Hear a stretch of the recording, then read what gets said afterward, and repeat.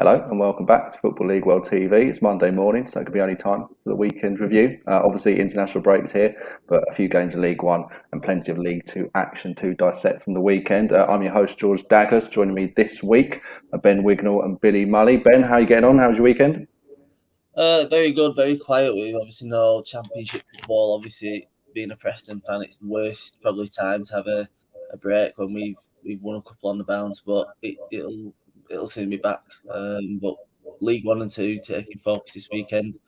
Being some exciting stuff going on. Yeah, there's certainly a few talking points to get through. Billy, how are you? How was your weekend? Yeah, all good. I was at Stevenage at the weekend, and I'm sure we'll get on to the events that happened and how it all unfolded. We certainly will. We will definitely get into what happened between Stevenage and Swindon, but that's in League Two. First of all, we're going to be talking League One. And we start with Afc Wimbledon's win over Oxford United, 3-1 for the Dons. Their first win at Plough Lane in front of supporters, obviously a packed crowd. We'll come to you first of all, Billy, with this one. How impressed were you with the turnaround the Dons pulled off? Obviously went 1-0 down against Oxford United, but a real impressive second half performance in particular. Yeah, very impressive win against a side that are very high in confidence at the moment. And I think what makes their start to the season that bit more impressive is how we've all said how competitive League One is this year, and they've managed to put together a really good start and playing some really good football as well. I think the fans are confident. Having Plough Lane rocking is a real big factor in how they've turned Saturday's game around against a very good Oxford team. I think we've spoken before about how we all expect Oxford to do very well this season. And I think Jack Rudoni as well, he's had a very impressive start. Also got 2 at the weekend. And we've spoken a bit about how many Premier League loans they've opted for this year, and the fact that he's an up-and-coming player at the club and contracted to the club is a very big positive for them. And I keep saying it, and I know Chris keeps saying it, but it's a very, very good time to be an AFC Wimbledon fan right now. Yeah, it certainly is. Obviously, that win moves them up into mid-table, now 11th in League One, so looking up. Ben, what did you make of this performance from Wimbledon, first of all? And, obviously we've mentioned Plough Lane, the atmosphere that was there. We expected them to give Carl Robinson a bit of stick as well, which he obviously got. But potentially it's a good start for Wimbledon going about trying to turn Plough Lane into a bit of a fortress this season. Yeah, it's only a good thing that they're back there, obviously, after a long time of being away from the area. And they've definitely got an exciting team to, they've got Asal, who's come through the academy. He was on fire at the end of last season. He seems to be playing pretty well again. They brought in Luke McCormick as well from Chelsea, who played for Shrewsbury last season. He's started the season on fire. And like Billy said, they've got a few Premier League loanees as well, like Mabude and Presley, who can put a shift in. They've certainly got some exciting traits about them. So I think they've got a lot to contend with in terms of bigger teams who spent a lot of money, like your Ipswiches and your Wigans and whatnot. But I certainly don't see why they can't, especially they might be a little bit weak at the back, but against an Oxford team who've got a lot of very good attacking talents, they did well to keep them down to just 1 goal. And obviously on the day they outscored them. And they seem to be clicking, and hopefully they can get a few more wins under the belt at home. As for Oxford, obviously on the wrong end of this result. Billy, do you think Carl Robinson will be a little bit concerned of how quickly the game sort of got taken away from them? Obviously, Wimbledon got two goals in quick succession towards the end of the match.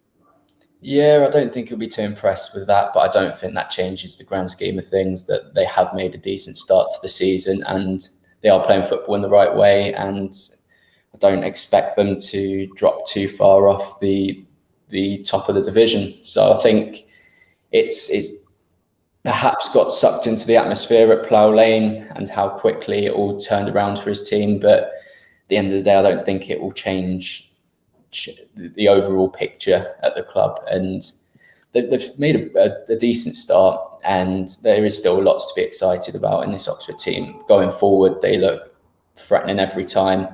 They've got the likes of Gavin White, Matty Taylor, who score lots of goals, create lots of chances, add James Henry in there as well. And it's a really good League One team that will be competing in and around the top 6. Okay, we will see how they respond from this. Oxford obviously in 7th after the weekend's defeat. Right, let's move away from Wimbledon against Oxford and move to Accrington against Shrewsbury.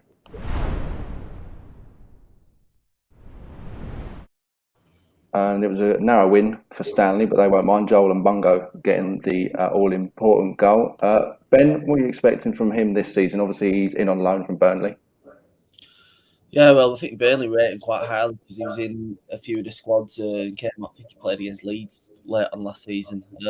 He's got a lot of competition up front. They've got Bobby Bishop, who was targeted by Peterborough and a few other clubs, and Dion Charles, he was away on international duty with Northern Ireland, so Mbongo got his chance, and he took it, and that's all he can do, really.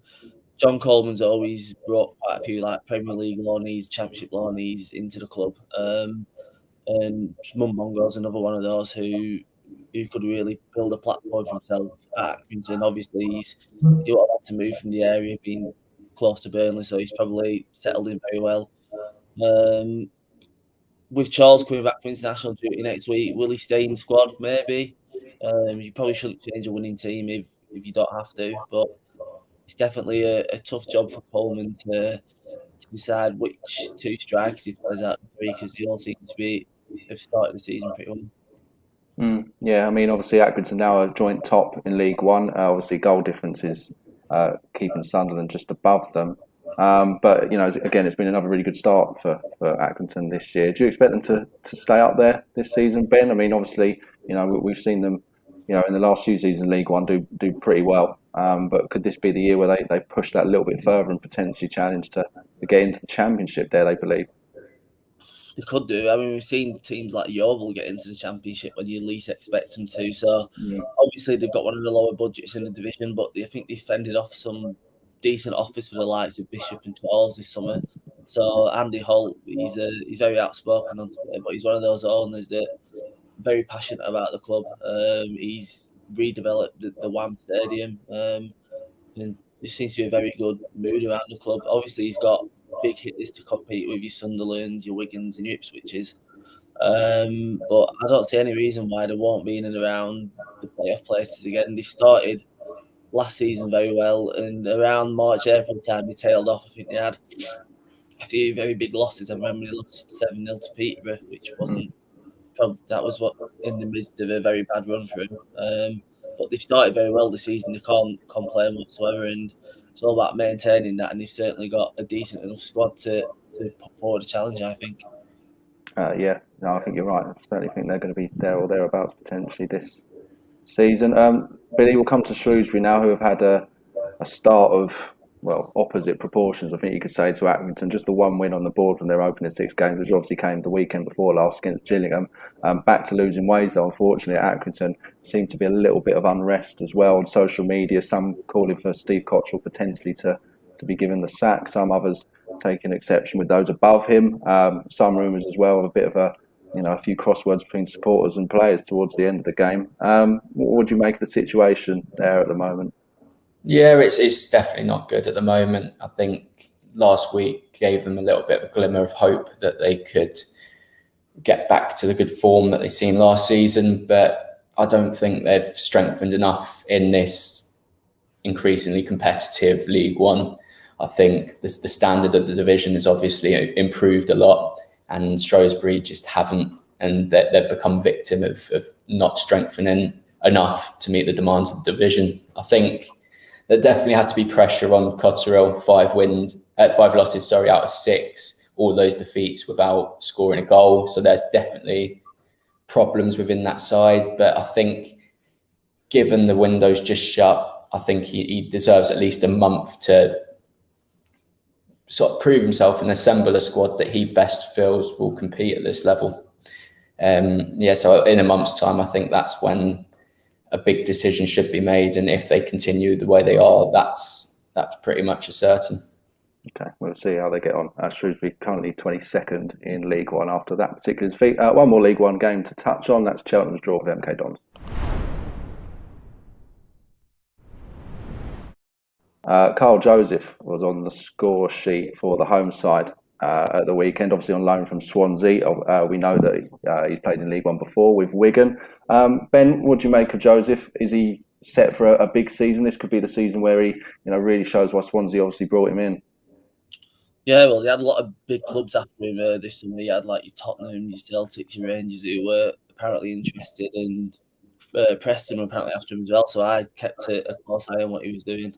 I was quite surprised with those clubs interested. He only moved to the Championship. I think he got a bit of action in Swansea's cup game against Plymouth, and he played him at right wing back, Russell Martin, which is a bit of a strange one, but apparently he played well there. But he's got into Cheltenham as a striker, and they play a similar system to Russell Martin, Swansea, a 5-3-2. So going in there for a season, he should go back to Swansea next season as he should know how to play. Michael Duff probably plays a little bit more defensively than Martin, as evidenced with the 26% possession, I think it was, against MK Dons. But one game, one goal for Joseph. You can't really ask for much more than that.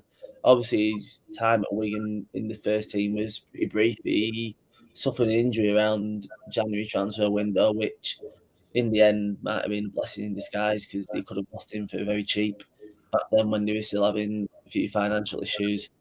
But his goals, if he's going to be partnering Alfie May, probably, there could be the difference between Cheltenham staying up and going down. So obviously they've lost Ben Tozer to Wrexham, which is a big loss. So defensively they might not be as strong as you'd think they would be at the beginning of the season. And it would not shock me if Joseph was that 10-15 goal striker that ends up keeping them in the division.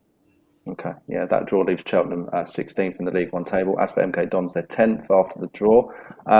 As you sort of alluded to there, Ben, Cheltenham had 26% of possession. MK Dons had 74%. They're very much knocking on the door for a lot of that game. Hiram Boateng eventually getting the equaliser for the away side. Billy, that's probably the least they really deserve from that particular match, I think you'd say. Yeah, in some respect, when a team has 74% possession, it usually indicates that they're dominant. But I think in the case of this one, it was a fact that they didn't do too much with it. I think they only recorded 3 shots on target by the end of the match, which when you're dominating possession like that, you need to be creating more chances. And I think that is more of a reflection on how Cheltenham defended. They put bodies on the line, and just seeing some of the highlights, it's clear to see they're all in it for the cause. When you've got players like Scott Twine, McEachran as well, just trying to play those through balls, and you're just seeing Cheltenham players just throw their bodies on the line. It's good to see, and it's something that you need when you're a newly promoted club. I think with MK Dons as well, Manning is still adapting to this role. I think not much has been lost in sort of the possession style based play that Russell Martin was trying to implement, but there is obviously going to be some differences in the way they do things. And I think that once that clicks, I think MK Dons can be a real force this year. But in this game, I don't think that the possession fully justified that they should have won. I think that the fact that they didn't create too many chances sort of overshadows that. Okay. Yeah. Very possession-based performance though from MK Dons. 716 passes as well, I believe, is the stat, which is a pretty impressive going. Okay, that rounds up our League One look. Let's drop into League Two.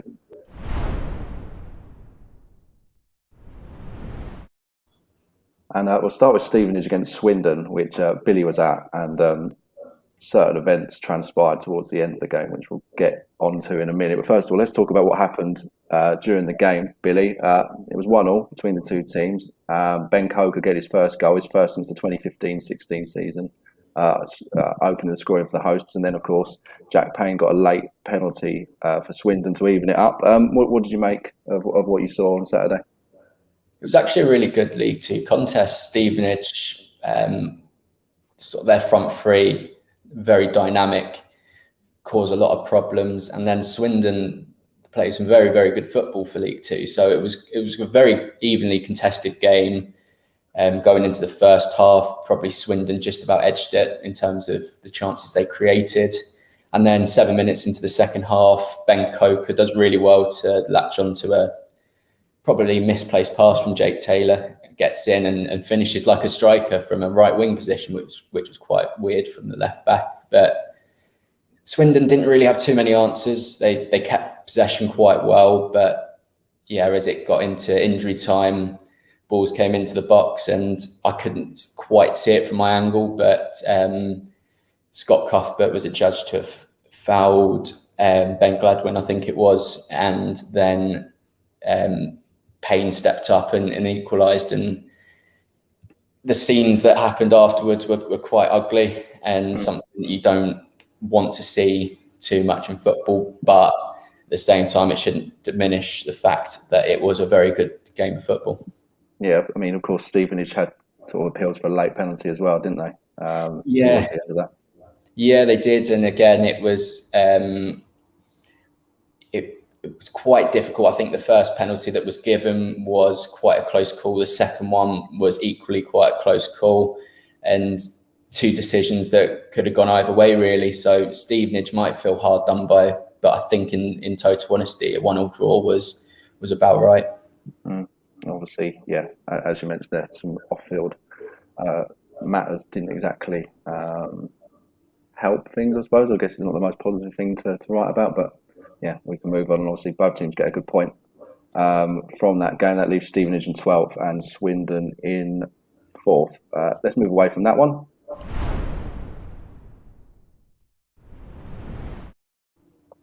And let's talk Harrogate Town, who continue to fly at the top of League Two. A very impressive 3-1 away win at Mansfield Town. They're now top of the 4th tier table. Goals from Luke Armstrong, Jack Muldoon and George Thompson. Players like Alex Patterson also impressing.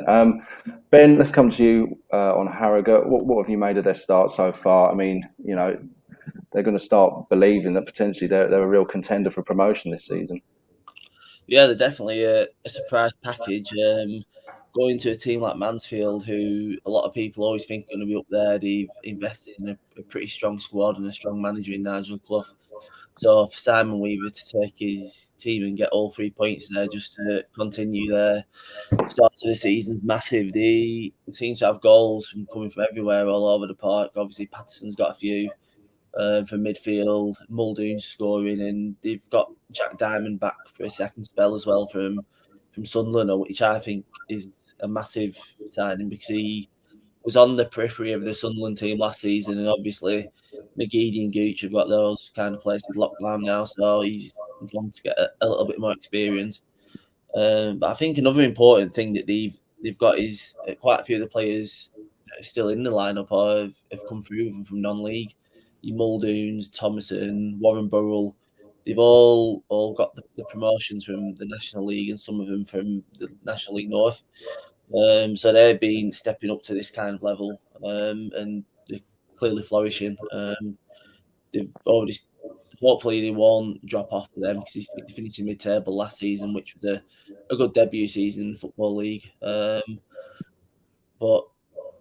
going to a Mansfield team winning 3-1, you really can't ask for much more. And hopefully for them, they're going to be in and around the top 7 and competing with the Mansfields of this league.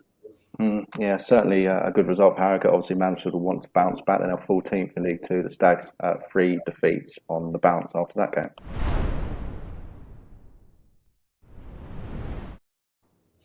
Let's head to Oldham against Barrow. The Bluebirds getting a very good 3-0 win at Boundary Park. Franda Zazala probably getting the pick of the goals. A nice jinking run before a composed finish. Barrow moved up to 9th, but I think, you know, as much credit as they deserve, I guess the main headline from that particular game was the on-field protest, I think you could call it, during the match where a couple of fans sort of led the charge, sitting in the centre circle, and then more were joined. They were joined by more supporters on the pitch. Billy, it's a bit of a tough situation really at Oldham at the moment, isn't it? Yeah, it's very tough. Oldham are not a team that are typically associated with competing at the bottom end of the 4th tier, and it's not good to see, especially when we've seen what they can do in the division above before. But I think a lot of credit has to go to Barrow in this particular game because they've started very well. I think their only 2 defeats have come against Harrogate, who obviously we've just spoken about, very good at the start of the season, and Stevenage, where I heard they were quite unlucky not to get a point out of it. So Barrow are now in a similar position to Harrogate, where they're looking to, after cementing their place last season in the division, they're now looking to kick on, and they're doing a really good job of it. I think with Keith Curl as well coming back to Oldham, he's in a dangerous position, but there's a lot more going on with the club behind what we see as fans. So yeah, it's not a good position for the club to be in, and I just can't imagine seeing a club like Oldham drop down into the division below. So something really needs to change. Certainly does. Oldham currently in 23rd position in League Two. Keith Curl after the game did say that despite all the matters going on around them, the players need to do better as well, which is probably a fair assessment after the weekend's result. The win does leave Barrow in 9th though, and as you say, Billy, they're looking up more than down at the moment in the League Two table.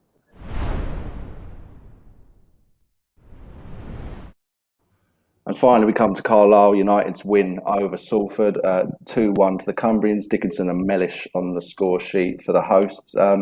As for Salford, it's been a pretty tough start in League Two. I think you probably would have expected them to be there or thereabouts in the playoff picture and promotion picture this season. There's no reason, of course, why they can't get back up there, with so many matches still to play. But with Salford's record, with getting rid of managers for more positive results, really, Ben, as Gary Bowyer got a little bit to worry about at the moment, do you think? Probably, yeah. It was around this time last season, I think it was after 5 games, not 6, that Graham Alexander got sacked by Salford. They were unbeaten in 5. I think they just drawn against Tranmere, I think it was, and Gary Neville decided, for whatever reason, there might have been other issues behind the scenes, but Alexander left and things didn't really click with Richie Wellens as well, did they, last season? So Boyer's come in, he steadied the ship at the end of last season. Didn't get them into the playoffs, but with the recruitment they made this summer, the likes of Matty Lund, who scored goals for Rochdale in League One last season, Conor McElhenney, who started for Oldham as well, you would have expected them to have a better start than they have. Been some pretty disappointing results, and Carlisle are a decent team to this level. Chris Beach has got them playing some decent football, but you would have expected with the teams on paper, Salford, to get at least a draw, and to go up there and lose, it's probably very disappointed. And what Gary Neville and Co are thinking of now, I don't know, but I don't know if they paid any money to get Boyer out of Derby, because I think he was like the under-23s manager assistant.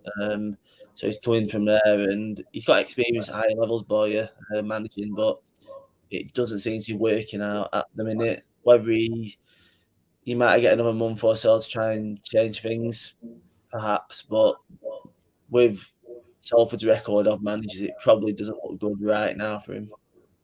Yeah, certainly work to do for the Armies, and Bowyer, they're currently 20th in the League Two table. Carlisle are 8th after that win.